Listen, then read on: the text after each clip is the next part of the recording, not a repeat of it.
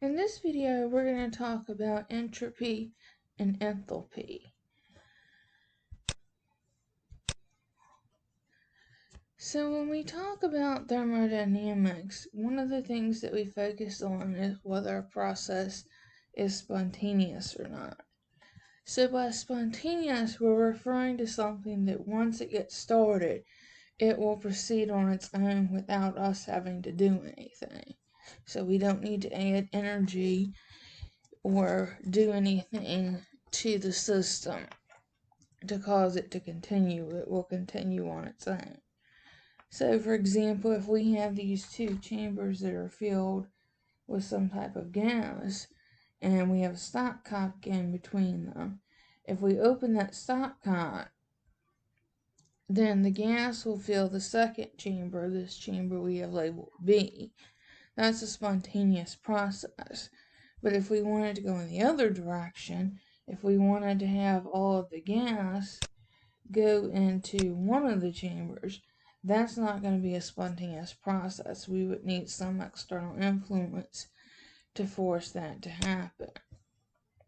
So there are two variables that we look at. There are actually more than two, but we're going to focus on these two right now, and we'll look at some of the others later on. So there are two things that we talk about when we're looking at whether something is spontaneous. One of them is enthalpy and another one is entropy. So enthalpy, and more specifically enthalpy change, is what we focus on because enthalpy by itself isn't really a useful concept. We can't really measure enthalpy, but we can measure the enthalpy change.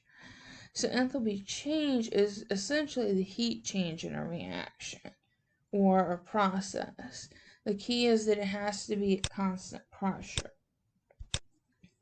So when we're talking about enthalpy change, sometimes you will hear enthalpy change referred to as a heat change. So you'll hear things like heat of formation or heat of reaction.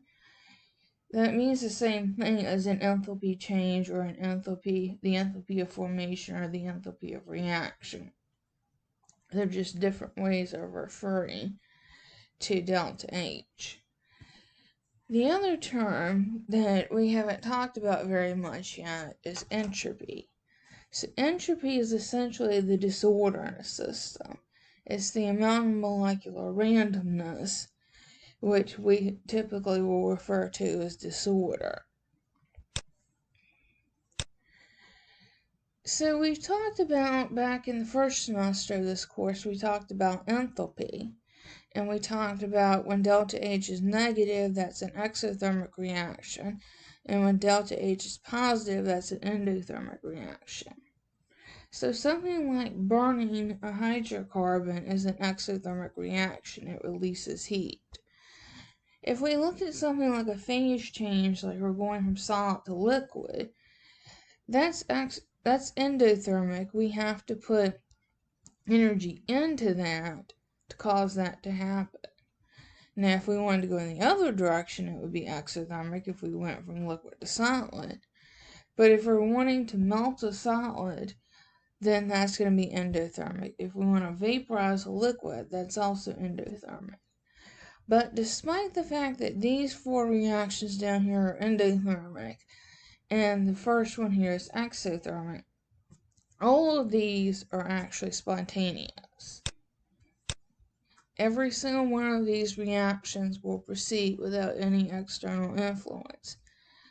So if it's not enthalpy alone that determines whether something is spontaneous, what else influences it? So another example, if we look at something like a cold pack. So what cold packs are is they have chemicals in them that when you mix them, that process is endothermic, so it feels cold to the touch.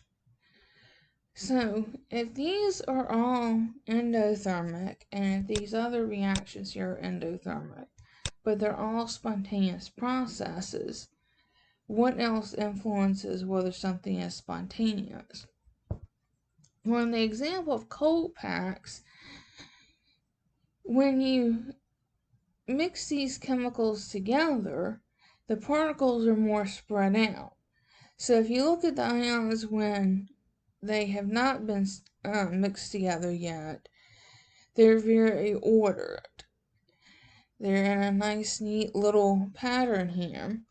And if you look at them once they've been mixed and we've had order here now, they're much more disordered. They're much more spread out. So the other thing, one of the other factors that influences whether something is spontaneous or not is entropy. So entropy, we said, is the amount of disorder. If something is more disordered in the end, then it's more likely to be spontaneous.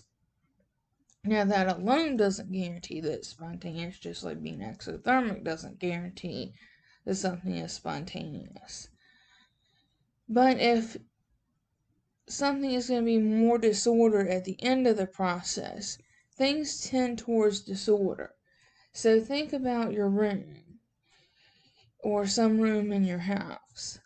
If you just don't do anything, if you don't put things away and you don't clean, is the room going to get neater on its own? Is it going to get any cleaner on its own? Well, no, it never does. It always gets messier if you don't put effort into cleaning it up. So things tend towards disorder if we don't put some effort into keeping it from going that way. So sometimes, even when enthalpy would make it look like a process should not be spontaneous, if it's more disordered in the end, it has more entropy, then it might still be a spontaneous process. So, for example, if we have our two boxes here that have a gas in them, entropy will also increase as temperature increases. And when we increase temperature, we increase the kinetic energy that molecules have. So we're going to tend towards more disorder.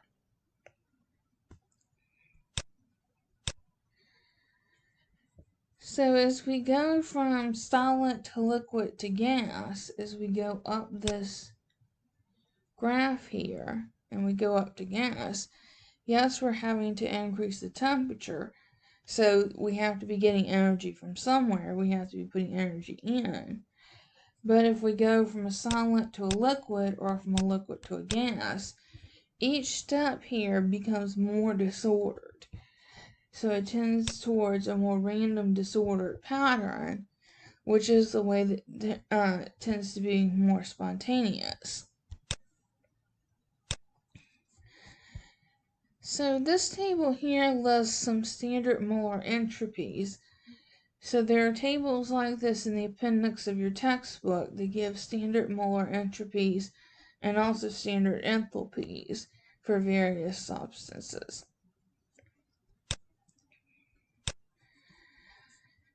So if we need to calculate the entropy for a reaction, if you think back to when we learned how to calculate enthalpies for reactions, it's always products minus reactants. So if we were going to calculate the enthalpy of formation for a reaction, or the enthalpy of a reaction, we would do the enthalpy of formation of the products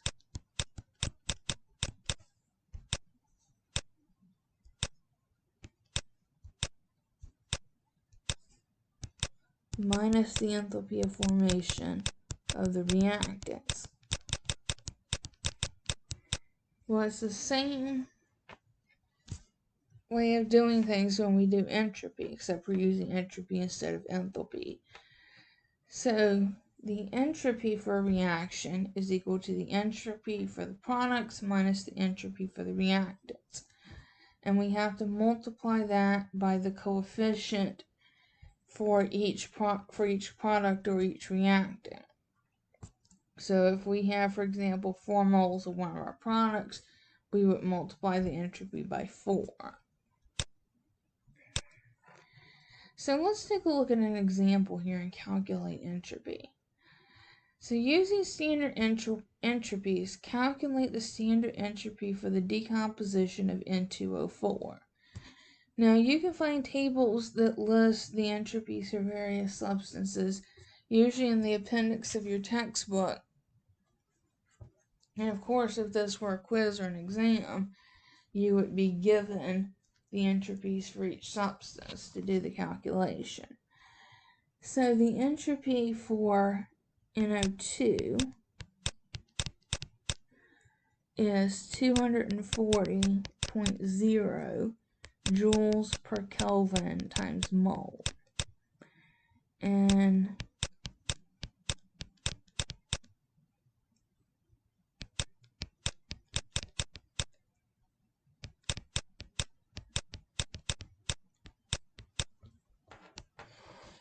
so let's calculate the delta S for this reaction. So delta S would be equal to, so we do products minus reactants. We have 2 moles of NO2 for our products, so we're going to take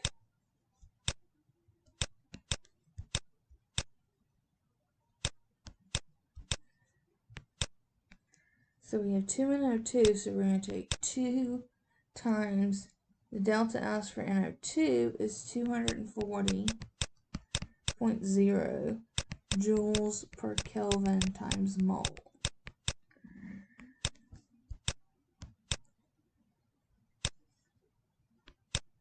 And then for N2O4, we only have 1 mole of it, so we subtract 304.2 joules per Kelvin times mole.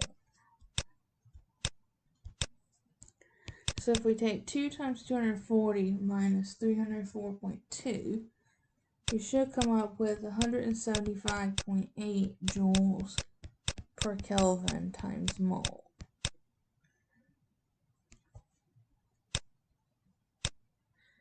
So let's take another example here. So this time we're given the standard molar entropies here, and we want to calculate the standard entropy of reaction at 25 degrees Celsius for the decomposition of calcium carbonate. So we have delta S for calcium carbonate, which is our reactant, and calcium oxide and carbon dioxide, which are our products. So we're going to take delta S, and this time we only have 1 mole of each of our products. So we're going to come up, calculate the total for the products. So we have 39.7 joules per Kelvin times mole for calcium oxide, and 213.6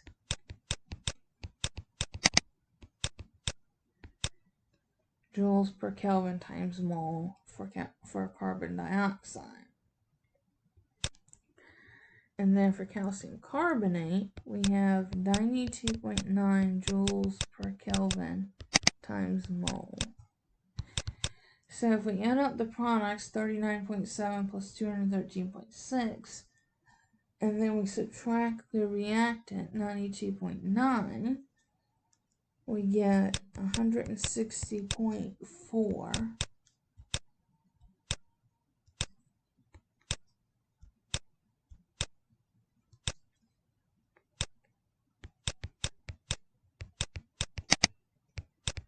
joules per Kelvin times mole. So sometimes you will see it written as moles times Kelvin, or sometimes it will be Kelvin times moles. That means the same thing, it's just a different way of writing the units. But as long as you have Kelvin and mole both in the denominator, it doesn't matter which order you put them in. So, let's talk about entropy and the laws of thermodynamics. So we're going to look at the first and the second law of thermodynamics. There's actually a couple more laws, but these are the main ones we're going to focus on. So the first law of thermodynamics tells us that in any process, whether it's a reaction or whether it's a phase change or another physical process or chemical process, in any process, whether the process is spontaneous or non-spontaneous, the total energy is always going to be constant. So we can't change the amount of energy. We can change the form of the energy. We can go from chemical energy to mechanical energy or potential energy to kinetic energy, but the total energy remains constant. The second law of thermodynamics tells us that in any spontaneous process, the total entropy of a system and its surroundings will always increase. So in other words, things tend towards disorder.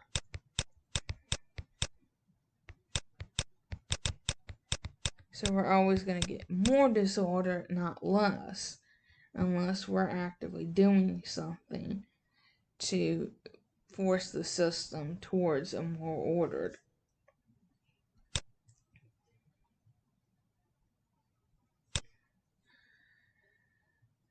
So if we have the total delta S for the system and the surroundings, so if we add together delta S for the system and delta S for the surroundings, that gives us the total delta S. For delta S, if delta S is greater than 0, meaning we're becoming more disordered, then the reaction is spontaneous. If delta S is less than 0, so delta S is negative, which would mean we're becoming more ordered, the reaction is non-spontaneous. And if delta S is equal to 0, then we're at equilibrium.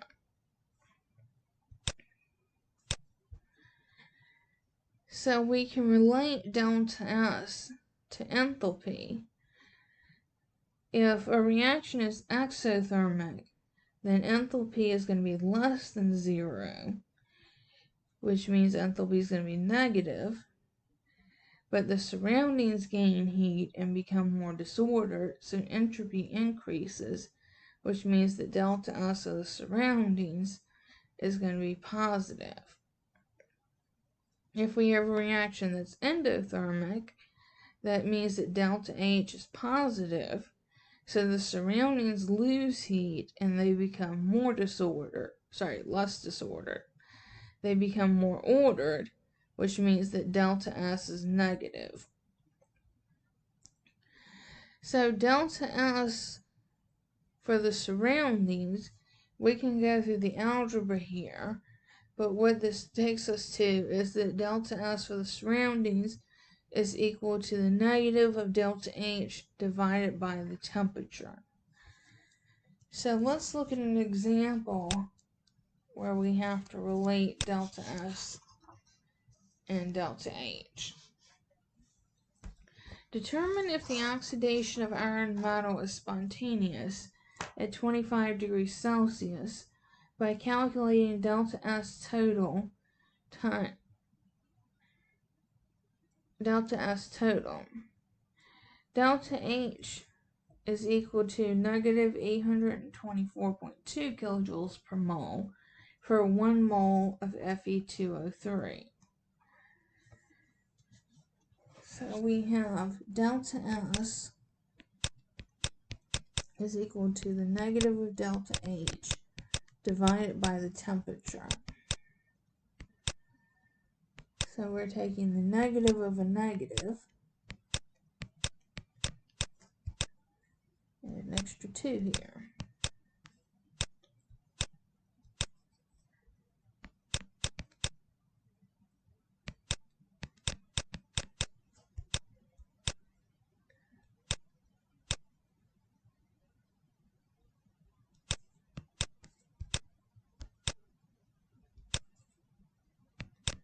Kilojoules per mole. And 25 degrees Celsius, we need to convert that to Kelvin. So 25 plus 273 gives us 298. So the negative of a negative is a positive, so we have 824.2 divided by 298. So that comes out to 2.77 kilojoules per Kelvin times mole.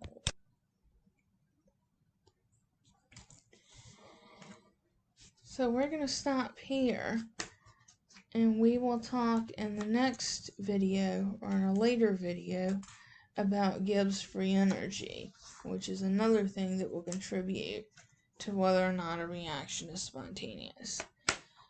So we will stop here and we'll get some more practice in class. So I will see you in class.